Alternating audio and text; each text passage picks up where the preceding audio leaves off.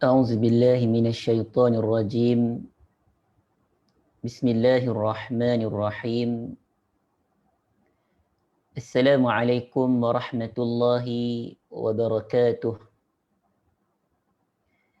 إن الحمد لله نحمده ونستعينه ونستهديه ونستغفره ونتوب إليه ونعوذ بالله من شرور أنفسنا ومن سيئات أعمالنا. من يهد الله فلا مضل له ومن يضلل فلا هادي له. أشهد أن لا إله إلا الله وحده لا شريك له وأشهد أن محمدا عبده ورسوله.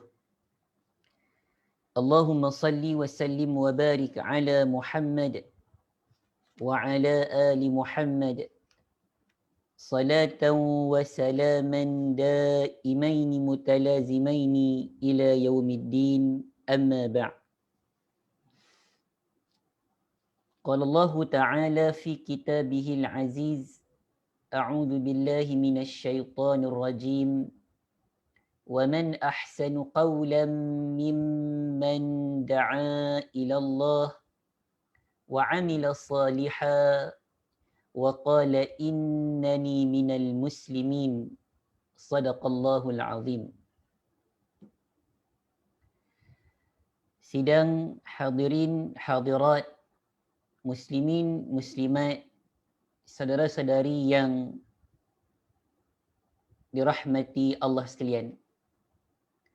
Alhamdulillah, pada petang yang penuh dengan keberkatan ini, marilah sama-sama kita lagi sekali merafakkan setinggi-tinggi kesyukuran kita kepada Allah Subhanahu wa taala, kerana dengan keizinan dan inayah daripada Allah Subhanahu wa taala, kita masih lagi dikurniakan oleh Allah Subhanahu wa taala dengan pelbagai nikmat, dengan nikmat sihat, dengan nikmat kehidupan ini, dan yang paling penting sekali, Allah Subhanahu wa taala masih lagi memberikan kepada kita untuk sama-sama kita merasai dan menikmati kehidupan kita sebagai seorang Islam, sebagai seorang Muslim, sebagai seorang yang beriman kepada Allah Subhanahu wa taala.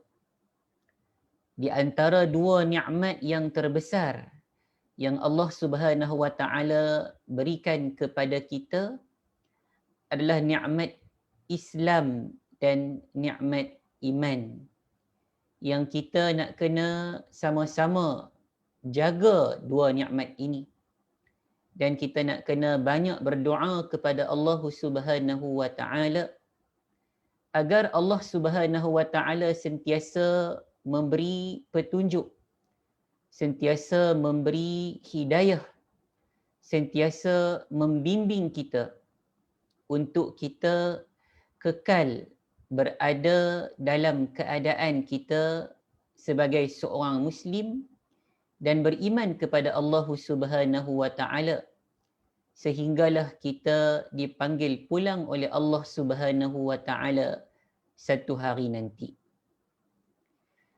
Saudara-saudari muslimin muslimat yang dimuliakan, insya-Allah pada petang ini kita bersiaran awal sedikit, dan insya-Allah kita akan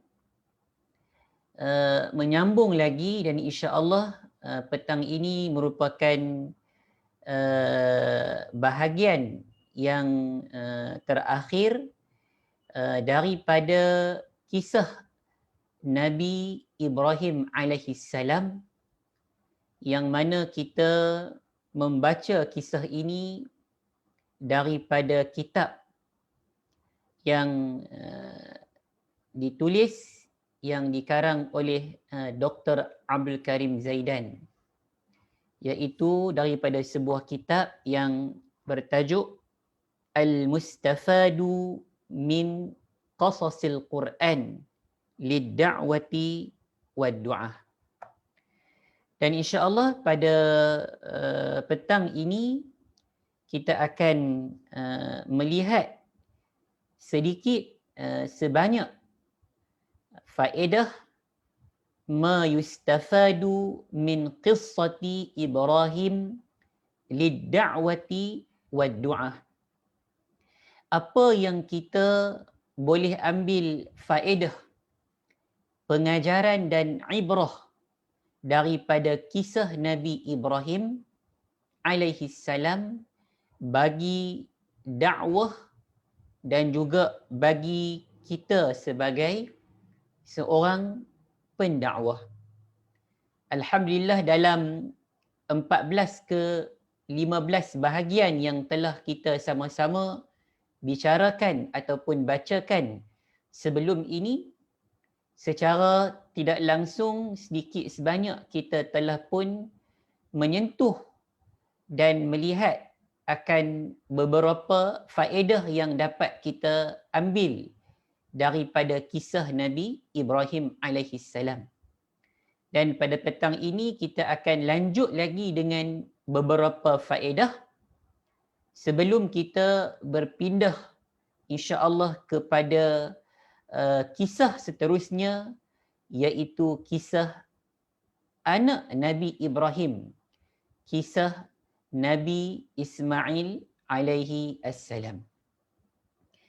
Dan insya-Allah pada petang ini kita akan melihat faedah ataupun kita kata pengajaran yang pertama daripada kisah Nabi Ibrahim bagi dakwah dan para pendakwah, iaitu ad-da'watu ila Allah mimma yuhibbuhu Allah wa rasuluh.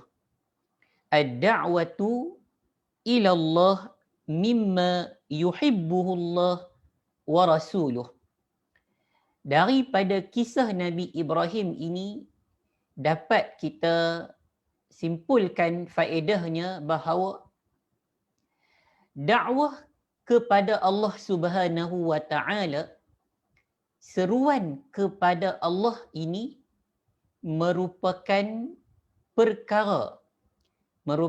salah satu perkara yang disukai dan dicintai oleh Allah Subhanahu wa taala dan juga Rasulullah sallallahu alaihi wasallam.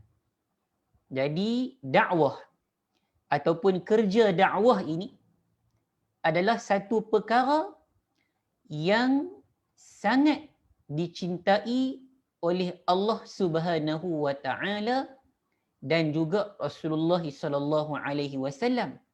Seperti mana kita dapat melihat sepanjang kita membaca kisah Nabi Ibrahim alaihi salam ini, kita dapat melihat dan kita dapat merasai bahawa Nabi Ibrahim alaihi salam ini merupakan seorang rasul, merupakan seorang pendakwah yang berusaha bersungguh-sungguh dalam berdakwah kepada kaumnya, sehinggakan kepada ayahnya sendiri.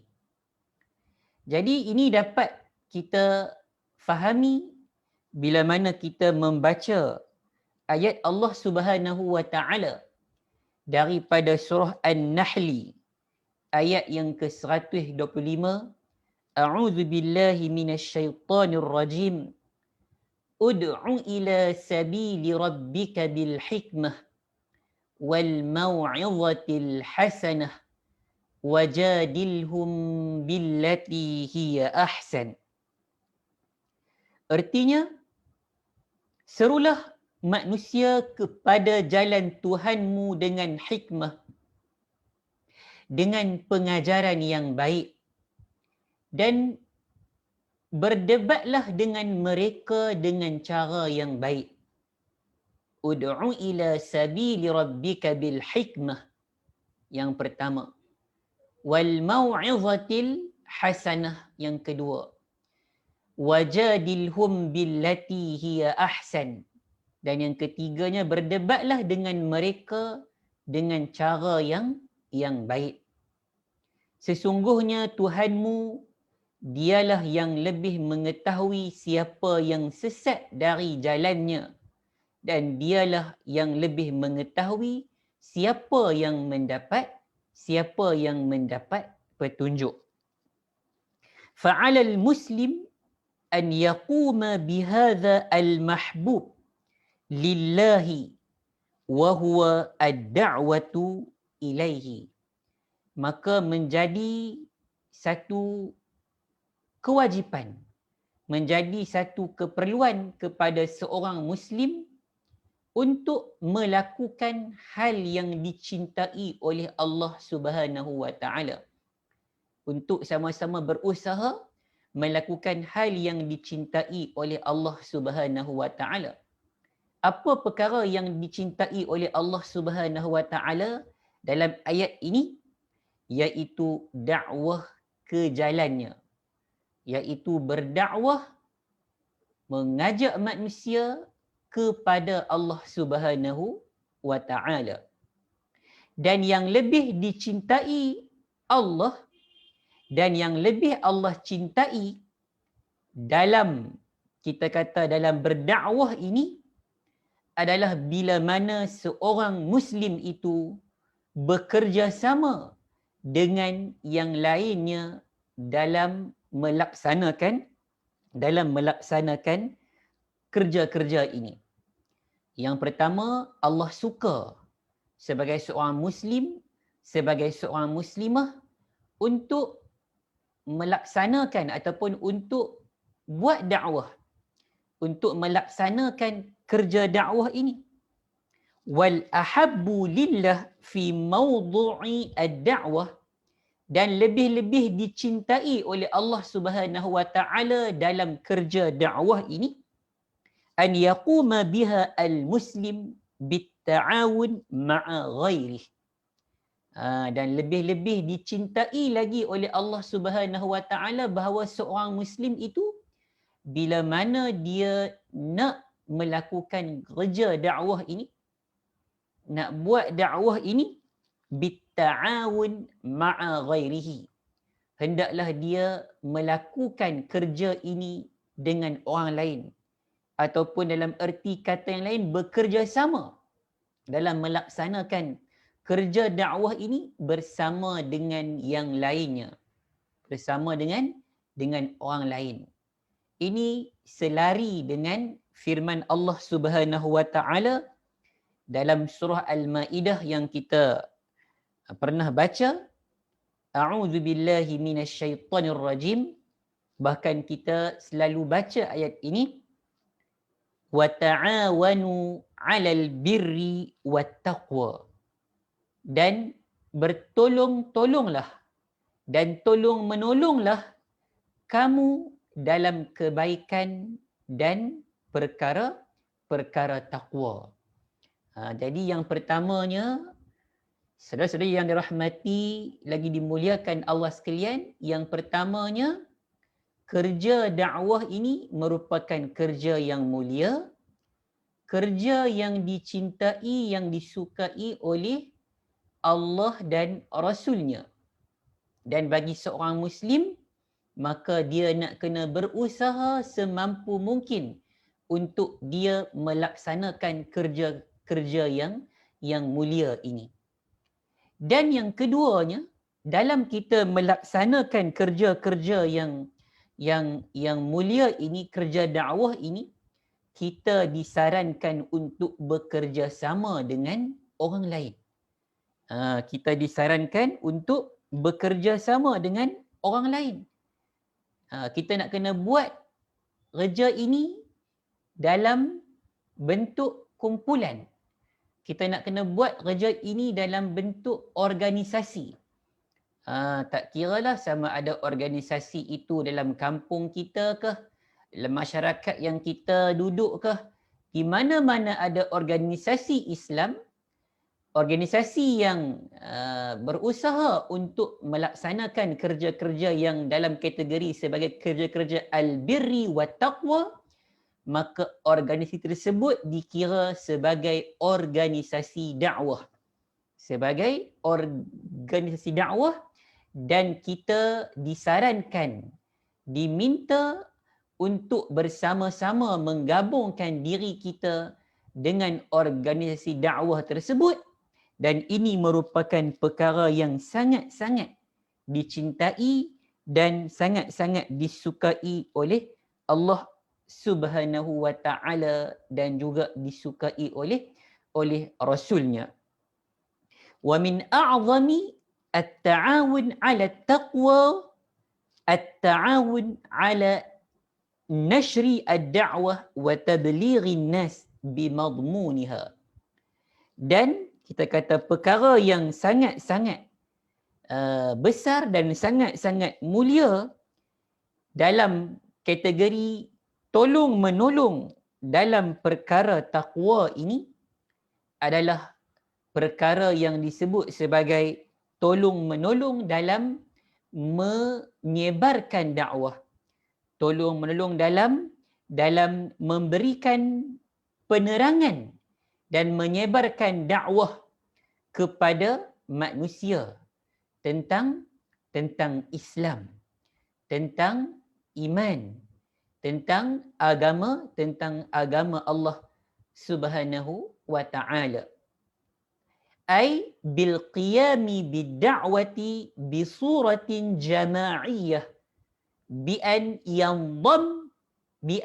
ينضم المسلم إلى الجماعة المسلمة ليكونوا عمله في الدعوة من خلالها وبالتعاون مع أفرادها بصورة munazzamah. Maknanya dalam erti kata yang lain, bahawa seorang Muslim itu, seorang Islam itu, dia melaksanakan, berusaha untuk menjalankan kegiatan dakwah yang kolektif.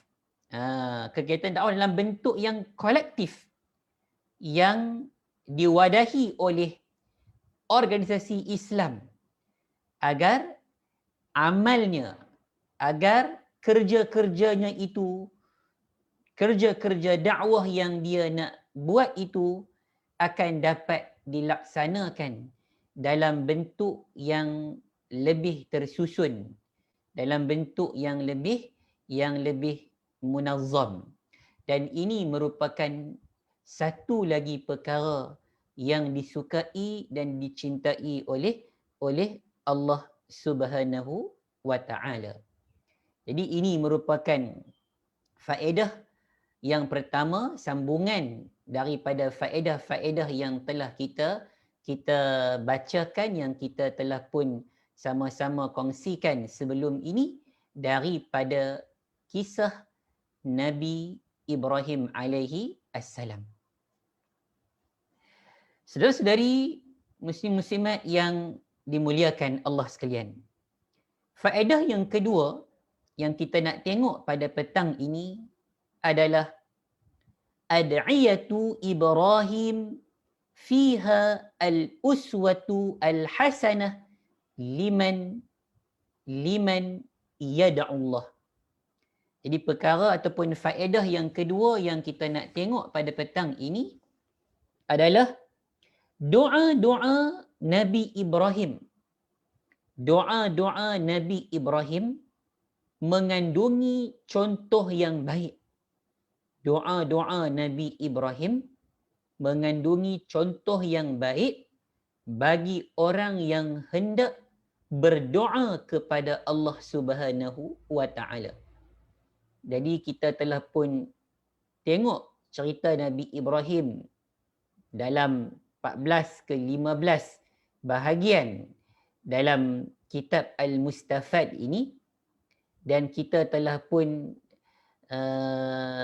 melihat beberapa doa yang telah pun dijelaskan oleh Allah Subhanahu wa taala dalam Al-Quran apabila mengkhabarkan dan mengkisahkan tentang Nabi Ibrahim alaihi salam. Dan faedah yang kedua yang kita dapat bahawa doa-doa Nabi Ibrahim alaihi salam ini mengandungi contoh yang baik bagi orang yang hendak berdoa kepada Allah Subhanahu wa taala. Dalam arti kata yang lain, kita sebagai seorang Muslim, kita sebagai seorang pendakwah, kita boleh berdoa seperti mana doa Nabi Ibrahim alaihi salam. Bila mana kita melihat Nabi Ibrahim alaihi salam selalu menadah tangan, selalu meminta daripada Allah Subhanahu wa taala dan selalu bertawakal kepada Allah dan bergantung kepada Allah Subhanahu wa taala, minta doa daripada Allah Subhanahu wa taala dalam kehidupan baginda alaihi salam, lebih-lebih lagi dalam kehidupan baginda sebagai seorang rasul, ketika mana baginda alaihi salam berusaha untuk mengajak kaumnya kembali kepada Allah Subhanahu wa taala, maka kita dapati bahawa Nabi Ibrahim alaihi salam selalu menadah kepada Allah Subhanahu wa taala, bertawakal kepadanya serta bergantung harap dengan Allah Subhanahu wa taala, yakin dengan Allah Subhanahu wa taala, berzikir dengan hati dan lisannya, dan banyak berdoa kepada Rabbnya. Ini kita dapat lihat akan doa-doa Nabi Ibrahim yang telah pun dijelaskan oleh Allah Subhanahu wa taala dalam Al-Quran. Dan antara doa-doa Nabi Ibrahim yang kita dapat simpulkan, yang kita nak tengok pada petang ini, ada 6, kita kata ada 6 tempat dalam Al-Quran yang menceritakan kepada kita tentang doa-doa Nabi Ibrahim, yang mana kita sebagai seorang Muslim, sebagai seorang pendakwah, sepatutnya dan seharusnya, sewajarnya untuk kita berdoa seperti ataupun mirip-mirip doa Nabi Ibrahim alaihi assalam. Yang pertama, kita nak tengok di antara doa Nabi Ibrahim, minha li nafsihi wa min dhalik ma hakahu Allahu anhu. Yang pertama, kita nak tengok doa Nabi Ibrahim untuk dirinya sendiri. Doa Nabi Ibrahim untuk dirinya sendiri, seperti mana yang telah pun dijelaskan oleh Allah Subhanahu wa taala dalam surah Ibrahim. A'udzu billahi minasyaitonir rajim. Rabbi ij'alni muqimas salah. Rabbi ij'alni muqimas salah. Jadi Nabi Ibrahim berdoa kepada Allah Subhanahu wa taala supaya Allah Subhanahu wa taala menjadikannya sebagai orang-orang yang mendirikan dan melaksanakan solat. Nabi Ibrahim doa untuk diri dia agar Allah Subhanahu wa taala menjadikan diri dia ini orang-orang yang melaksanakan dan mendirikan solat.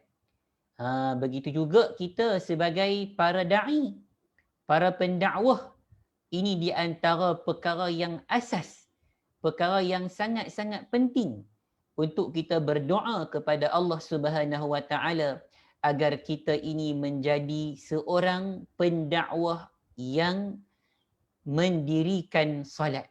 Seorang pendakwah yang melaksanakan tuntutan solat yang sesungguhnya. Kemudian baginda juga Nabi Ibrahim alaihi salam juga berdoa bukan kata untuk dirinya saja. Seterusnya doa Nabi Ibrahim wa minha du'auhu li nafsihi wa li ibnihi. Dan di antara doa Nabi Ibrahim juga baginda alaihissalam dia tak doa untuk dirinya sahaja, dan di antara doa yang kedua adalah doa untuk dirinya dan doa untuk puteranya ataupun untuk anaknya. Ini dijelaskan oleh Allah Subhanahu wa taala dalam surah Al-Baqarah ayat 127 yang telah pun kita baca sebelum ini. A'udzubillahi minasyaitonir rajim. وَإِذْ يَرْفَعُ إِبْرَاهِيمُ الْقَوَاعِدَ مِنَ الْبَيْتِ وَإِسْمَاعِيلُ رَبَّنَا تَقَبَّلْ مِنَّا إِنَّكَ أَنْتَ السَّمِيعُ الْعَلِيمُ. Artinya dalam terjemahannya, ya Tuhan kami, ya Tuhan kami, ketika Nabi Ibrahim dan juga anaknya Ismail sedang mendiri dan membangunkan Kaabah, maka Nabi Ibrahim berdoa kepada Allah Subhanahu wa taala untuk diri dia dan juga untuk anak dia. Ya Tuhan kami, terimalah amal dari kami. Iaitu daripada Nabi Ibrahim dan juga anaknya Nabi Ismail. Ya Tuhan kami, terimalah amal dari kami. Sesungguhnya Engkau Maha mendengar lagi Maha mengetahui. Yang pertama tadi Nabi Ibrahim berdoa untuk diri dia. Dalam surah Al-Baqarah Allah bagi tahu Nabi Ibrahim berdoa untuk diri dia dan juga untuk puteranya Ismail agar Allah Subhanahu wa taala menerima amalan mereka berdua, iaitu amalan ayah dan juga amalan anak. Dan yang ketiga, wa minha du'auhu li nafsihi wa li ibnihi wa li dzurriyyatihima. Dan yang ketiganya, doa untuk dirinya. Doa untuk dirinya dan puteranya serta cucunya, serta zuriat yang lahir daripada Nabi Ibrahim dan juga Nabi Ismail alaihi wassalam. Ini dijelaskan oleh Allah Subhanahu wa taala pada ayat yang seterusnya daripada surah Al-Baqarah, ayat yang ke-128. Bila mana Nabi Ibrahim berdoa, Rabbi ij'alni muqimas salati wa min dzurriyyati Rabbana wa taqabbal du'a. Rabbi ij'alni Rabbana waj'alna muslimaini lak wa min dzurriyyatina ummatan muslimatan lak wa arina manasikana wa tub 'alaina innaka antat tawwabur rahim. Di doa yang ketiga ini yang diajarkan oleh Allah Subhanahu wa taala kepada Nabi Ibrahim dan juga kepada kita sebenarnya, artinya ya Tuhan kami, jadikanlah kami orang yang berserah diri kepadamu dan anak cucu kami juga umat yang berserah diri kepadamu. Ini telah pun kita jelaskan pada minggu lepas. Yang keempatnya doa Nabi Ibrahim untuk dirinya, untuk kedua orang tuanya dan juga untuk kaum muslimin, kaum mukminin. Yang ni yang keempat ini ditambah lagi. Ditambah lagi dalam doanya, doa untuk kedua orang tua dan juga doa untuk orang-orang yang beriman kepada Allah Subhanahu wa taala. Ini dijelaskan oleh Allah Subhanahu wa taala dalam surah Ibrahim ayat yang ke-41. A'udzu billahi minasy syaithanir rajim. Rabbij'alni muqimas salah wa min dzurriyyati. Rabbana wa taqabbal du'a. Rabbana ighfirli wa liwalidayya walil mu'minina yawma yaqumul hisab. Artinya, ya Tuhan kami, selepas Nabi Ibrahim minta doa supaya dia dan anak keturunan dia menjadi orang-orang yang mendirikan solat, supaya Allah Subhanahu wa taala menerima akan doa-doa mereka. Kemudian lanjut lagi Nabi Ibrahim berdoa, ya Tuhan kami, ampunilah aku dan kedua ibu bapaku dan semua orang yang beriman, kepada semua orang yang beriman pada hari diadakan perhitungan, iaitu pada hari kiamat nanti. Ini merupakan doa Nabi Ibrahim untuk diri dia, untuk kedua orang tuanya dan juga untuk orang-orang yang beriman kepada Allah Subhanahu wa taala. Yang kelimanya, du'auhu li dzurriyyatihi al-muslimah. Doa Nabi Ibrahim kepada keturunannya yang Islam, kepada keturunan yang beriman kepada Allah Subhanahu wa taala, bi an yab'atha fiha rasulan, agar Allah Subhanahu wa taala mengutuskan daripada kalangan zuriat Nabi Ibrahim alaihi salam seorang rasul. Doanya telah pun dirakamkan oleh Allah Subhanahu wa taala dalam surah Al-Baqarah ayat yang ke-129. A'udzu billahi minasy syaithanir rajim. Rabbana wab'ath fihim rasulan minhum yatlu 'alaihim ayatik wa yu'allimuhumul kitaba wal hikmah wa yuzakkihim innaka antal azizul hakim. Ya Tuhan kami, utuslah di tengah mereka seorang rasul dari kalangan mereka sendiri yang akan membacakan kepada mereka ayat-ayat-Mu dan mengajarkan kepada mereka kitab dan juga hikmah dan menyucikan mereka, mentarbiah mereka. Sesungguhnya Engkaulah yang maha perkasa lagi maha bijaksana. Seperti mana yang telah pun kita jelaskan pada minggu lepas, maka Allah Subhanahu wa taala melahirkan dan mengutuskan Rasulullah sallallahu alaihi wasallam seperti mana yang telah pun dijelaskan oleh Rasulullah sendiri, bahawa baginda alaihi salam adalah hasil daripada doa Nabi Ibrahim dan juga Nabi Ismail alaihi wassalam. Dan yang terakhir pada petang ini, doa yang keenam. Doa yang keenam iaitu ad-du'a li dzurriyyatihi bi khairatid dunya. Doa Nabi Ibrahim untuk keturunannya. Doa Nabi Ibrahim untuk keturunannya, untuk anak cucunya, dengan kebaikan-kebaikan dunia, liyasta'inu biha, agar dengan kebaikan dunia itu keturunannya dapat mengambil manfaat dan faedah ala ibadatillah, untuk beribadah dan mengabdikan diri kepada Allah Subhanahu wa taala.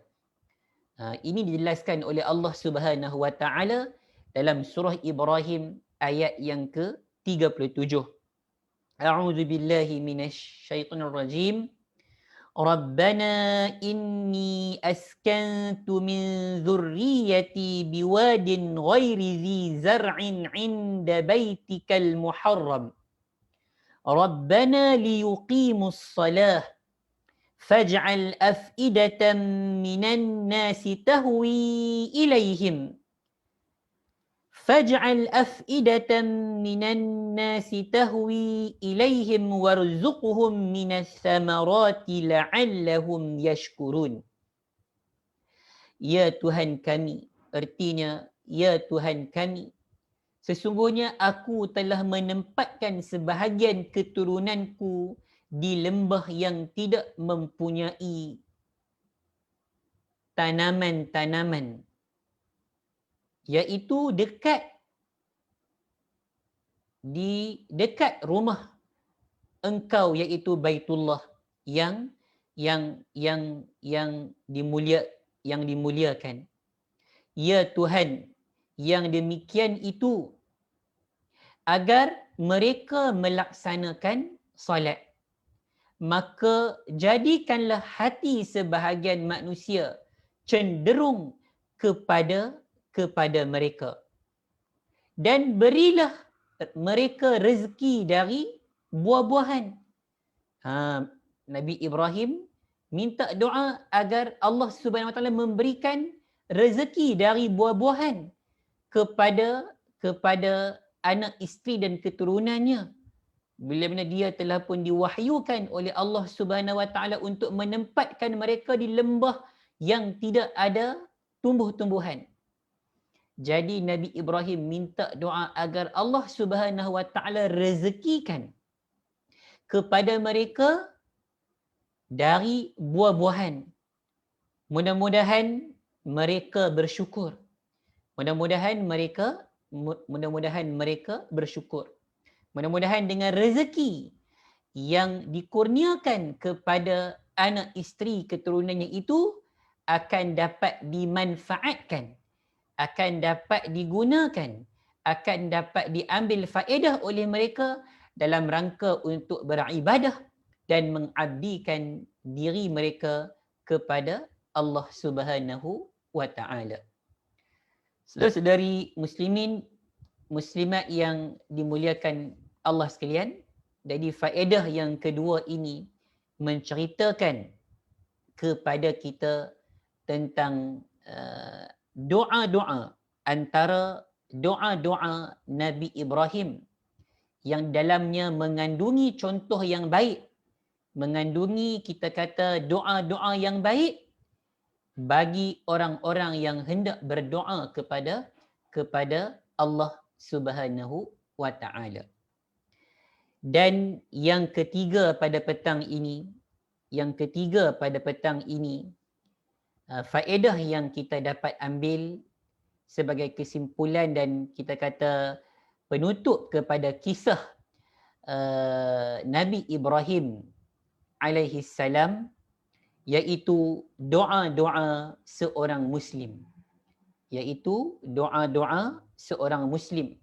Lebih-lebih lagi kita sebagai para da'i, sebagai para pendakwah yang insya-Allah akan berusaha, akan terus-menerus menggalas tugas yang mulia ini, iaitu tugas untuk kita berdakwah, mengajak manusia kepada Allah Subhanahu Wa Taala.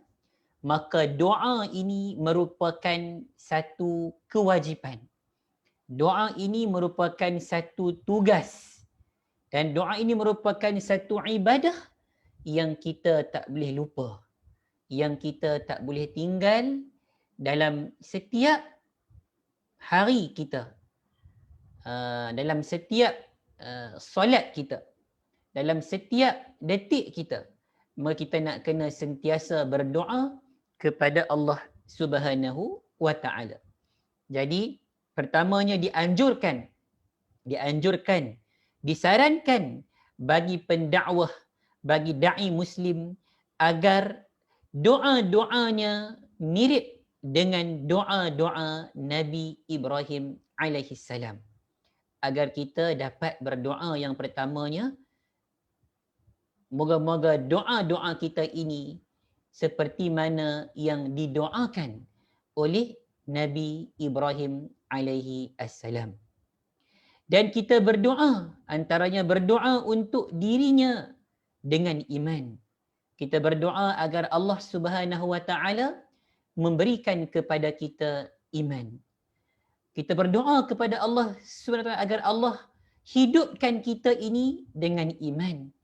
Dan Allah juga akan matikan kita dalam keadaan kita beriman kepada Allah Subhanahu wa taala. Allahumma ahyina bil iman. Ya Allah, hidupkanlah kami ini dalam keadaan beriman. Wa amitna bil iman. Ya Allah, matikanlah kami dalam keadaan beriman kepadamu. Dan kita berdoa agar Allah Subhanahu wa taala memberikan kepada kita taqwa, memberikan kepada kita Islam, memberikan kepada kita istiqamah, iltizam dengan agama, dengan din Allah Subhanahu wa taala. Dan kita berdoa kepada Allah Subhanahu wa taala agar Allah Subhanahu wa taala memberikan kebaikan dunia dan juga kebaikan akhirat kepada diri kita. Dan yang keduanya, dai muslim ataupun para pendakwah sangat perlu kepada doa-doa seperti ini. Doa-doa seperti doa Nabi Ibrahim, kerana dalam doa ini mengandungi kekuatan dan peringatan tentang hubungan para pendakwah, hubungan dai muslim dengan Allah Subhanahu wa taala. Dan yang ketiga bagi seorang dai muslim juga hendaklah sentiasa mendoakan kedua orang tuanya. Jadi kita lebih-lebih lagi sebagai pendakwah, kita tak boleh lupa kepada ibu dan bapa kita. Tak boleh lupa kepada ayah dan ibu kita. Tak boleh lupa kepada keluarga kita yang telah pun membesarkan kita, yang telah pun membela kita, menyayangi kita daripada kita kecil sampailah kita dewasa ini. Lebih-lebih lagi kita sebagai seorang pendakwah, jangan sampai kita ini buat dakwah, kita lupa kepada ibu dan ayah kita. Kita lupa nak tengok keluarga kita. Kita lupa nak ambil berat dan prihatin kepada keluarga kita. Dia kerana kesibukan kita dengan kerja-kerja dakwah kita. Ini satu perkara yang sangat-sangat serius untuk diambil perhatian oleh dai muslim, oleh para pendakwah. Dan ini kita belajar daripada Nabi Ibrahim, yang mana baginda alaihi salam berdoa kepada Allah Subhanahu wa taala agar Allah Subhanahu wa taala memberikan keampunan untuk diri dia dan juga untuk orang tua dia. Rabbana ghfirli wa liwalidayya. Jadi dai muslim juga hendaklah selalu berdoa, mendoakan kedua orang tuanya, kerana ini bahagian daripada bakti, bahagian daripada birru al-walidain, seorang anak kepada orang tuanya, dan juga kepada orang tua juga mendoakan anak cucunya dengan kebaikan. Dan juga pada orang tua juga kita nak kena doa kepada anak cucu kita, kepada anak-anak didik kita dengan kebaikan. Dan ini merupakan satu bahagian daripada silaturrahim, bahagian daripada kita kata hak kita terhadap keluarga kita dalam kita berdoa kepada mereka. Dan akhirnya kepada dai muslim juga, dan kepada para pendakwah, hendaklah mendoakan kaum muslimin umumnya. Doa kepada orang Islam. Doa kepada umat Islam. Lebih-lebih lagi kepada saudara mara kita yang pada hari ini berada dalam keadaan yang sulit, yang berada dalam keadaan yang ditindas oleh musuh-musuh Allah. Jangan lupa setiap kali kita kata selepas solat kita, untuk kita menadah tangan kepada Allah Subhanahu Wa Taala, untuk kita doakan kepada kaum muslimin umumnya, di mana doa ini mengingat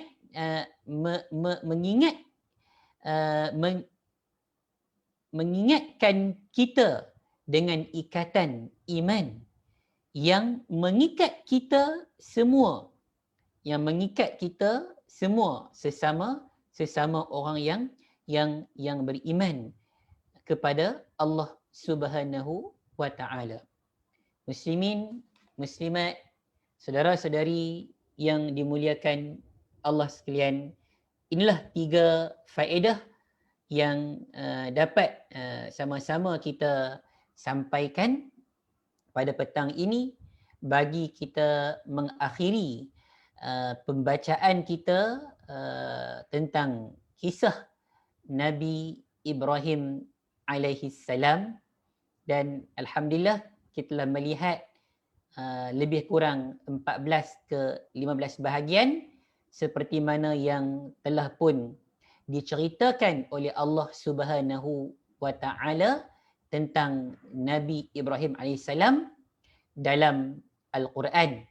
Mudah-mudahan apa yang telah kita sama-sama baca dan apa yang telah disampaikan akan dapat memberikan sedikit sebanyak manfaat buat diri kita, lebih-lebih lagi kita sebagai para pendakwah, mudah-mudahan akan memberikan manfaat dan kebaikan kepada para pendakwah dan kepada dakwah itu sendiri. Dakwah yang sama-sama kita galas ini, yang merupakan taklif daripada Allah Subhanahu Wa Taala kepada setiap orang yang beriman, kepada setiap orang yang mengakui sebagai seorang Muslim, maka tugas dakwah ini hendaklah digalas, hendaklah dipikul, hendak dilaksanakan dengan kemampuan yang Allah Subhanahu Wa Taala berikan kepada kita. Kalau kita mampu sikit, kita buat sikit. Kalau kita mampu banyak, kita buat banyak. Dan kita minta doa kepada Allah Subhanahu Wa Taala agar Allah Subhanahu Wa Taala mengekalkan kita sebagai seorang pendakwah, dan kita berdoa kepada Allah Subhanahu Wa Taala agar Allah terus menggunakan kita untuk kita memberi khidmat kepada din Allah Subhanahu Wa Taala, sehinggalah kita dipanggil pulang oleh Allah Subhanahu Wa Taala satu hari nanti. Jadi yang mana yang baik itu datang daripada Allah Subhanahu Wa Taala, yang lemah itu daripada saya mohon maaf. Dengan tuan-tuan, puan-puan, saudara-saudari muslim muslimat yang dimuliakan Allah sekalian, dan sama-sama kita mohon ampun daripada Allah Subhanahu Wa Taala di atas segala taksir yang telah kita lakukan selama ini. Mudah-mudahan Allah Subhanahu Wa Taala memberikan keampunan kepada kita dan terus menuntun dan membimbing kita untuk kita menjadi hamba kepadanya, untuk kita menjadi para pendakwah yang insya-Allah akan terus istiqamah melaksanakan kerja-kerja yang mulia ini insya-Allah. Dan insya-Allah pada minggu hadapan dan minggu seterusnya kita akan memasuki kisah yang kedua dalam pembacaan kita daripada kitab Al-Mustafad ini, iaitu kisah Nabi Ismail alaihi assalam. Aqulu qawli hadha wa astaghfirullahal azim li wa lakum. Wassalamu alaikum warahmatullahi wabarakatuh.